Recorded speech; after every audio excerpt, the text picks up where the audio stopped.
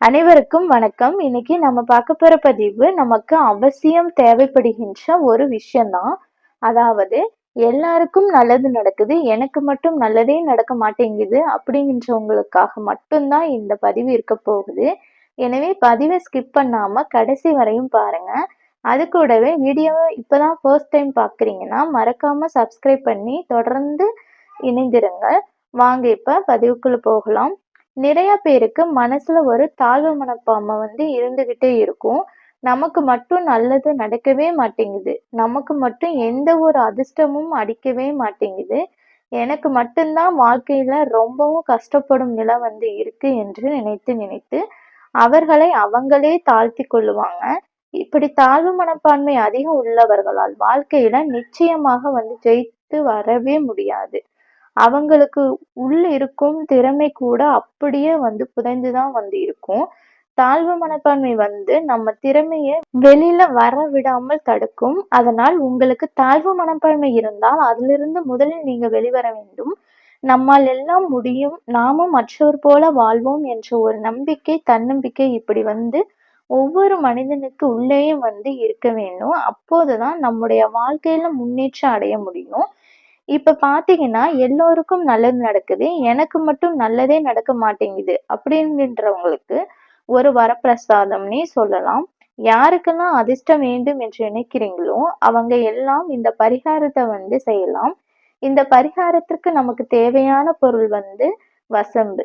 இந்த வசம்பு பேரம் பேசாமல் கடையிலிருந்து வாங்கி வீட்டுல வச்சிருங்க.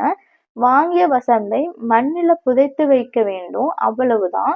அதாவது உங்களுக்கு சொந்த வீடு இருந்தால் உங்கள் வீட்டின் தென்மேற்கு மூலையில உள்ள பகுதியில மண்ணை தோண்டி இந்த வசம்பை புதைத்து வைக்கலாம். 2 வசம்பு புதைக்கலாம், இல்லைன்னா 4 வசம்பு புதைக்கலாம். அதாவது உங்களுக்கு சொந்த வீடு இருந்தால் உங்கள் வீட்டின் தென்மேற்கு மூலையில் உள்ள பகுதியில மண்ணை தோண்டி இந்த வசம்பை புதைத்து வைக்கலாம். 2 வசம்பு புதைக்கலாம், இல்லைன்னா 4 வசம்பு புதைக்கலாம். அது அவங்களுடைய விருப்பம்தான். வெறுமனே ஒரு வசம்பு புதைத்தாலும் கூட அது உங்களுக்கு அதிர்ஷ்டத்தை கொடுக்கும். இது எல்லோராலும் இப்படி மண்ணில் வசம்பு புதைத்து வைக்க முடியாது. காரணம், வாடகை வீட்டில் இருப்பவங்க, அதுவும் பிளாட்ல குடியிருப்போம்ல, அவங்க எல்லாம் இந்த பரிகாரத்தை எப்படி செய்வது அப்படின்னு சொல்லி பார்ப்போம். கொஞ்சமா எங்கிருந்தாவது நல்ல மணலை வீட்டுக்கு கொண்டு வாங்க. ஒரு சிறிய தொட்டியில அந்த மணலை கொட்டி இந்த வசம்ப போட்டு அதுக்கு மேல மீண்டும் மறுபடியும் மணலை கொட்டி புதைத்து உங்களுடைய வீட்டில் தென்மேற்கு மூலையில வைத்து கொண்டாலும் சரி. அப்படி இல்லை என்றால் ஒரு பச்சை நிற ஒரு சதுர வடிவ துணியில கொஞ்சமாக மண்ணை போட்டு அந்த மண்ணுக்கு நடுவே வசம்ப போட்டு மறைத்து முடிச்சாக கட்டி உங்களுடைய வீட்டின் தென்மேற்கு மூலையில் யாரு கண்ணுக்கும் தெரியாமல் வைத்தாலும் ரொம்பவும் நல்லது. ஆக மொத்தத்தில் உங்க கைகளால் புதைக்கப்பட்ட இந்த வசம்பு மண்ணுக்குள் தான் இருக்க வேண்டும்.